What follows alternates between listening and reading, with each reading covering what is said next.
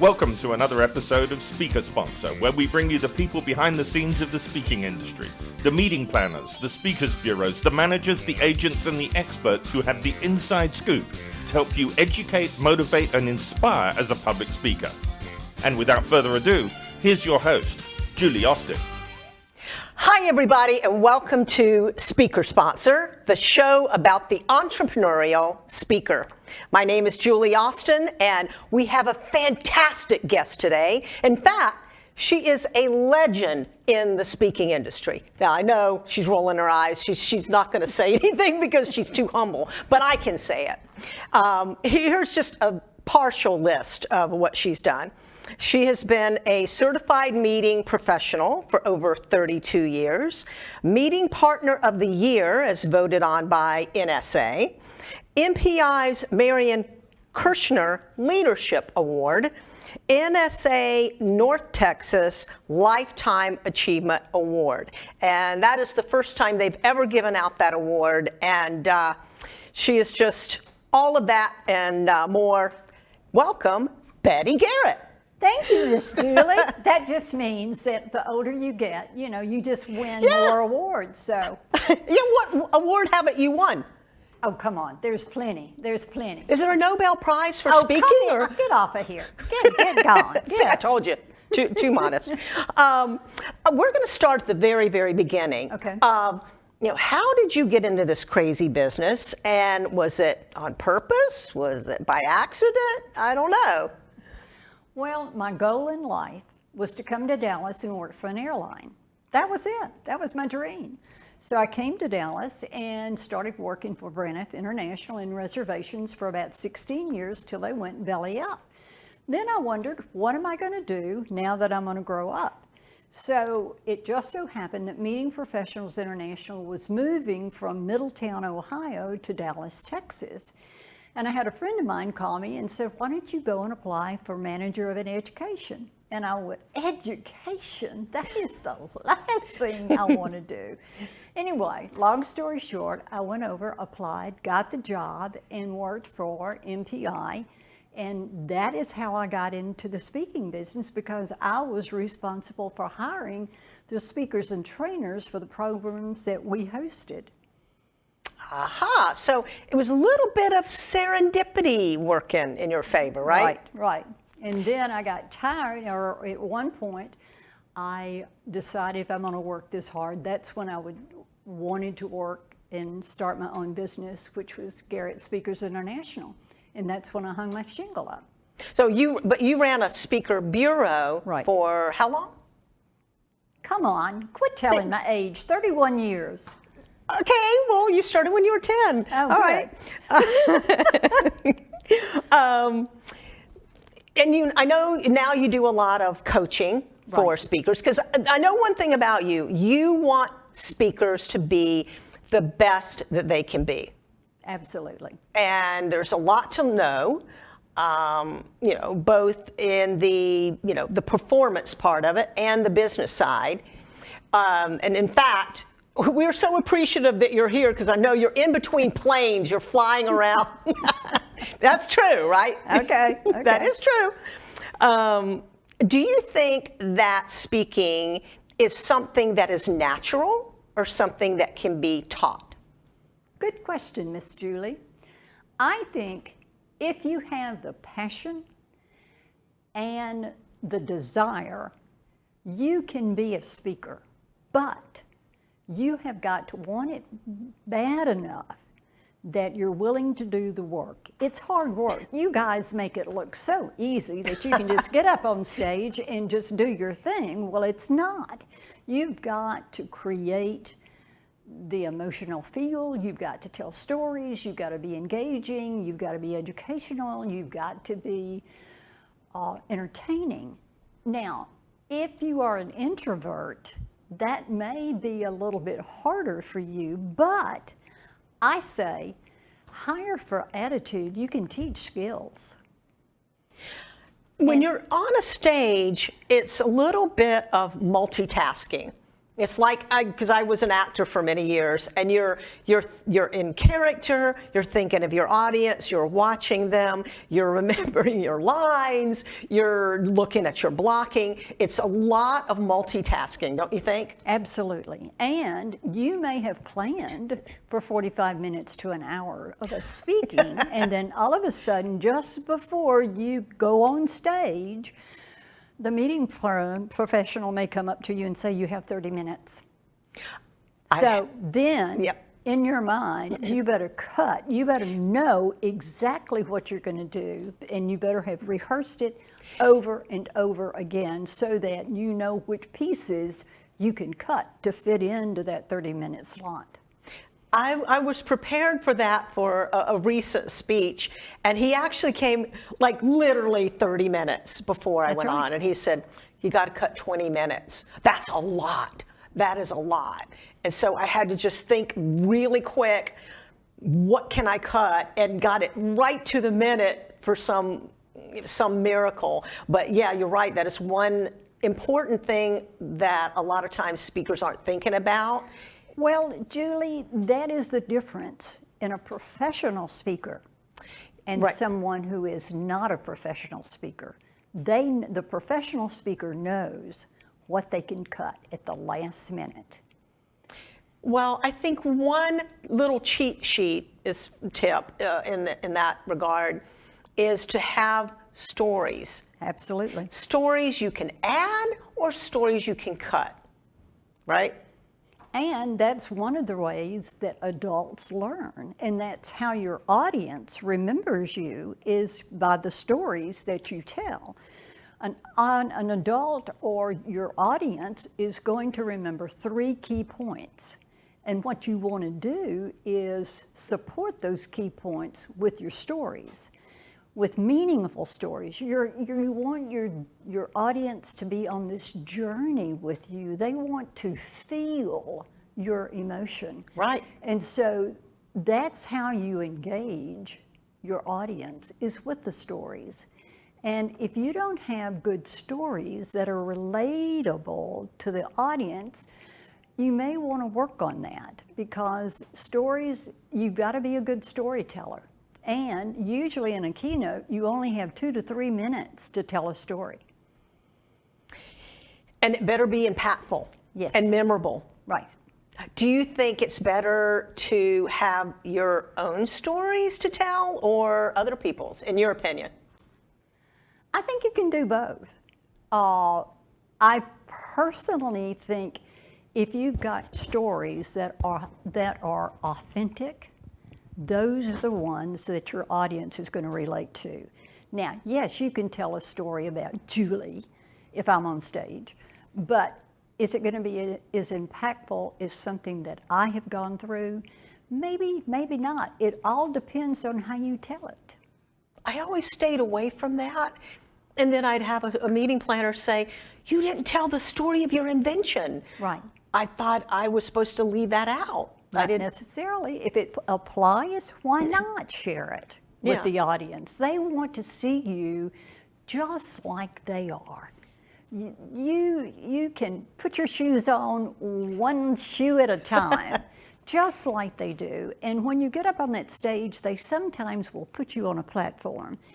And good news, bad news, but then they want to see you just like me, because then I can relate to you, and I'm referring to me as an audience. Right, right. So I think authentic stories go a long way, but I'm not discarding those that are not yours originally. Now, if you steal somebody else's story, you better give it credit. I won't do that. Okay. Well, that brings me to something, branding. So do you think that speakers should have their own personal branding that makes them different? Like your hair, like the Betty hair. Oh. That's your branding. When you walk into a room, I don't have to see you. I just go, that's Betty. That's the hair, right? That's your personal branding. But do you think they, with all the communications and speakers and leadership, and everybody speaks on the same topics. You better have something specific and unique to you. And also, can you give an example of a speaker that does that well? To me, branding, let me go back to this spiked white hair. When you get my age, you've got to have something funky. I'm sorry. You are funky. You are as funky as you can be. But I think, just like, let's look at Simon T. Bailey. When he first started, he had a bow tie. That was his signature, but he also, his name used to be with Disney. It's Simon T. Bailey, and his expertise is brilliance. So to me, your name and your expertise is your brand. I don't necessarily have to have a bow tie, I think, nor do I have to have, if you look at, there's several speakers on the market now that you get to select the jacket that he wears, like Jay Bear. And you get to pick out which plaid jacket or if it's a solid jacket. Is that a brand? I don't know. To me, your brand is your name. It is your expertise. You walk it, you better live it, you better be passionate about it. Well, I mean, you want to be remembered, though. Right. So when a meeting planner is thinking of whatever topic it is, leadership, and you just have that, the blank guy or the blank girl, you know, something that it comes up and they remember you. Don't you think? And then you can also look at Kevin Brown. His expertise. Hero. See, See? I remember that. Okay. and he wrote the book, The Hero Effect. Now, he came from Service Pro, and he worked with them for 30 years and took the mom and pop to an extraordinary multi-million-dollar company. His expertise, his brand, really is his name and the hero, because that's what he's known for. Since the show is called Speaker Sponsor. Yes, ma'am. And the reason I came up with this, by the way, is in the very, very beginning, well, about half of all the speaking jobs out there are free ones. And I don't like to work for free. None of us do. No, I have to pay bills. So I came from a TV background, and I said to the meeting planner, look, why don't I get my own sponsor? That way, the sponsor pays me, you don't have to. The audience gives great information. They are happy, you're happy, I'm happy, everybody is happy. And that's why I came up with the idea, the concept for it, is to fill all of those jobs that are free ones. But as a speaker bureau, that doesn't mean money in your pocket, or does it? Oh, I don't know. Is there a way that you can make money off a speaker's sponsorship? Why not? I think that's a brilliant idea. In fact, if athletes can have sponsors, why can't speakers? They can. And no, they Yeah. can. Yeah. And as far as I'm concerned, I would go to the speaker and say, if you get a sponsor, I would need my commission or whatever, because I'm the one who actually booked you for this event. And so whoever pays you, the Bureau needs to get a percentage of it. And our typical commission is 25%. And so I think there is a way that it can be a win-win for everybody, whether you have a sponsor or not. But I think having sponsors these days are brilliant. However, I would caution, don't go out and get just any sponsor, especially for your corporate arena. Right. I would make sure that your core values are equal to your sponsor's core values. Well, also, it has to be approved by the meeting planner. Absolutely. So you're not going to go in for a health conference and get a cigarette sponsor. You know, Right, you're going to get a right. sponsor that relates to the health industry. Correct. Nor would you want to do anything with pornography. But, I mean, you would have to have a reliable, integrity company that is a sponsor for you. And that is approved by the meeting planner. Absolutely, absolutely. Yeah. But I mean, it's I think a win-win. Oh, it's a brilliant idea. For everyone. And why speakers haven't thought of this beforehand, I don't understand why it hasn't been done more so. Now, the biggest, greatest example that I know who does this is Nellie Galan, who wrote the book Self-Made, and Coca-Cola sponsored her all over the world because she was targeting the Latino and multicultural groups for empowerment and inspiration. And so it paralleled with Coca-Cola's DEI. And so they were happy to sponsor her. And she went all over the world, and Coca-Cola sponsored her.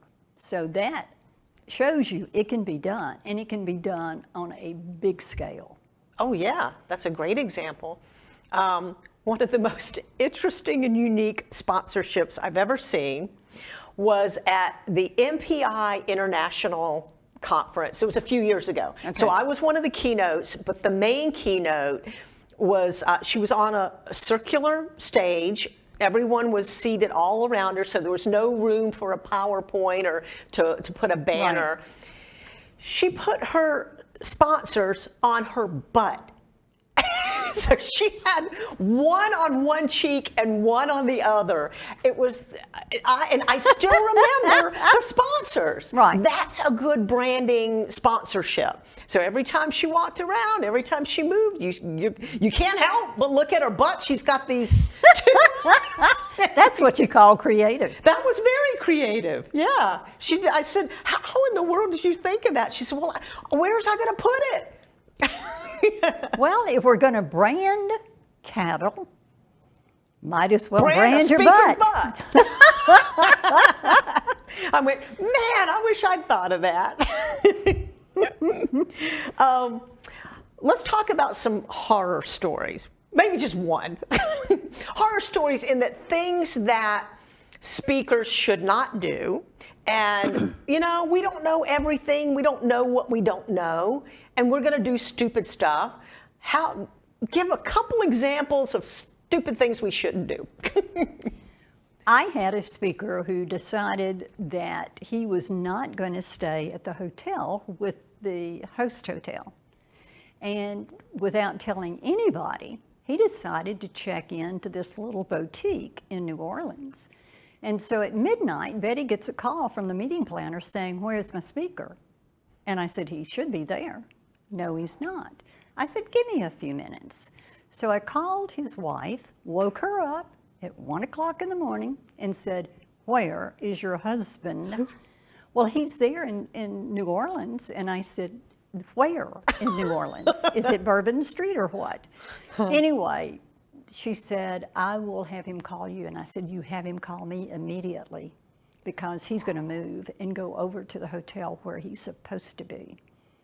Wow. So don't ever, ever go to any other hotel. It's in the contract where you're supposed to stay. And unless there is a reason for you not to stay there, you better let it be known, because you have a contract that you're going to stay at XYZ Hotel. You don't have the right to make your own decision as to where you're going to stay. So that's one of the horror stories. And then I've had another story where the speaker decided he could beat the system with airline schedules. So rather than go in the night before, and I encourage and I insist as a bureau, you better go in the night before, or you don't get hired. At least the night before. You don't get hired by me or my bureau when I had it. So I would say 2 nights before. Well, I'll give you some slack.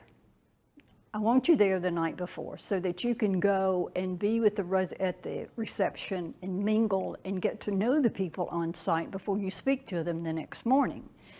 Anyway, the speaker was in Seattle and had to get to San Antonio, and he thought he could beat the system.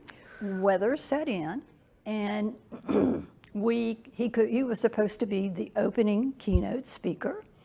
Oh, no. However, he ended up being the closing. Now, I had to call the client and say, we have airline schedule issues, and is there any way your agenda can be switched so that he can be the closing keynote? And they said, absolutely. They understood, but don't do that to me ever, ever again. Therefore, everybody's going to come in at least the night before, or I'll go to another speaker. Sorry. And you'll beat their ass. That's right. And you don't want that. And this is a small world. It is. I mean, I don't care how many thousand may be out there and how many events we do a year. It's a small world, and word gets out. Well, let's talk about, because I know I've mentioned this to you, and I've been in the speaking business myself for about 15 years, and just in that 15 years, I've seen it change a lot. And it wasn't just COVID. I mean, COVID obviously threw us all for a loop, but the past year, we're back. We're back. Everybody is meeting, and the conferences are packed. But something is strange about the speaking world. And so you sent me this very valuable list of trends. And I started reading through it, and I went, this is starting to make sense. And we'll go over some of these. So the first one is audience are more demanding. They want custom content that is related to them. That's one thing. No more canned speeches. Nope, no more canned speeches. Decisions taking longer. So committees, inflation, and I'm finding that's true. I was up for a big corporate job. It was down to 2 people. And I thought, oh, for sure they went with one other person. Because it was 2 weeks before. 2 weeks. This was a big keynote, big money, 2 weeks before the event. And I'm thinking, are they going to make a decision? Did they make one? I mean, this is going to be a really expensive plane ticket, at the very least. First of all, they went with a free speaker. Big corporate event. They went with a free speaker 2 weeks before. So does this surprise you? No, Julie. It's called politics. And I hate, with a passion, God love them, dealing with committees, because it only takes one person to say something derogatory, negative, or whatever, and it throws a wrench into the whole decision making. So committees are taking longer to make a decision. I suggest always to the meeting planner to have you on the phone call when the board meets or when the committee meets, so that you can answer any of their questions either via Zoom or telephone call, whatever the case it may be. But I would want you to be on the call if you can, if you're scheduled. Well, that's the thing. A lot of times they won't let you. I know, but if you can. The best thing to do is plant the seed and say, let's get them on the phone. It's not going to be a high-pitched sale. It's to answer the questions and to make the committee feel safe that they're making the right decision. Right. And of course, with inflation the way it is, the planners have so much now on their plate that they cannot literally do what their job is supposed to do, because they have to worry about attrition, and hotel contracts have gone out of sight. My contract used to be 2 pages and it went to 6 pages, if that tells you anything. And it's just so much going on the meeting planner side that it's hard for her to get her or his arms around everything and have the decision made at a great time. It's just difficult. There's just so many things going on. And the speaker is just one little That's right. piece of You're it. one piece of the pie. Right. You're not the only thing that's going on. Now this one is, I think this is one of the things that is making the speaking world weird, if I can say that.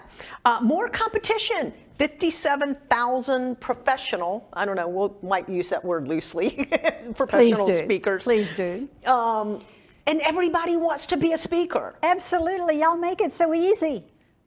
I know. I'm sorry. It's our fault. I know it. It's your fault. But no, there is an added level of competition, whether you call them professional or not. I doubt that they are. What do I know? I don't know all 57,000, but I would dare to say that probably a third, or probably maybe professional speakers who do it for a living. And so competition is stiffer. Social media is another detriment to you because there is so much competition on social media. We didn't have social media when I started. So it was more word of mouth. They trusted you. The Bureau is the one that built the trust, who built the relationship, and so we had an added layer of trust with our clients. Not that they don't trust us still, they do, but there's just so many outside things that are gnawing at that decision maker that we don't have control over. Well, that brings me to another thing is referrals are increasing. Yes, I believe referrals by speaker flow, they quoted 52% to 65% are now referrals, which means planners are referring other speakers as well as speakers are referring other speakers if they can't fill that slot. Another reason to befriend other speakers and not be afraid of competition. I work with my direct competition. Sometimes they're looking for a female, sometimes they're looking for a male, sometimes that person's booked, so it's a good thing to do. And as a good bureau, if I lost it because of my competition, I would call the planner and find out who they went with, who they chose, because then if I lost you to competition and I don't have you listed up with my bureau, I will ask you to come over to my bureau as well. And I say be listed with a lot of integrity-driven bureaus. Don't just limit yourself to one. Right. Spread the wealth. Then you said must diversify, so have products, training, coaching, sponsorship, consulting. Y'all cannot, look at the airlines these days, you cannot, in any kind of sensibility, do more than 100 or less events a year. If you go over that, you're killing yourself and you're not doing your client any justice, because by the time you get to where you're supposed to be, you're so tired, you don't know where you are, what hotel you are, and that is a detriment to your client because you've signed a contract that promised the client that you are going to be there because you signed that contract and you promised me you're going to be there. No matter what. That's right. Well, I got some bad news for you. What? I saw this on LinkedIn this morning. We now have I'm not making this up either. We now have SpeakerBot 2000, which is an AI robot keynote speaker. As if we don't have enough competition, now we got robots, and you know what his fee is? $0. Julie, you don't look worried. Do you think that you think that robot can hold a candle to what you do or any other speaker on the stage? No. Well, they're getting better and better, but I don't care how better they get. They're not. I am an avid. It ain't gonna happen. You're saying. I'm saying. Face-to-face meetings are not going to go away. Yep. I don't care what you've heard, and robots are not going to take the place of a live Presentation. I'm sorry. Everybody thought virtual was here to stay. Everybody thought hybrid meetings were here. Ladies and gentlemen, I am here to tell you, face-to-face meetings will never go away. They may get smaller. You may get regional meetings instead of the one large one, but I'm telling you, face-to-face meetings, because you learn so much on a one-to-one conversation that you cannot learn sitting at home on a Zoom call. Well, I could talk to you all day, but I just want to thank you for being here so much. And if you want coaching, this is your coach. Well, you can call me Betty Garrett, or you can, my telephone number is 972-513-0054, or my email is Betty, B-E-T-T-Y, at Garrett, G-A-R-R-E-T-T, speakers.com, and I would love to have the honor and the privilege to work with you. Thank you.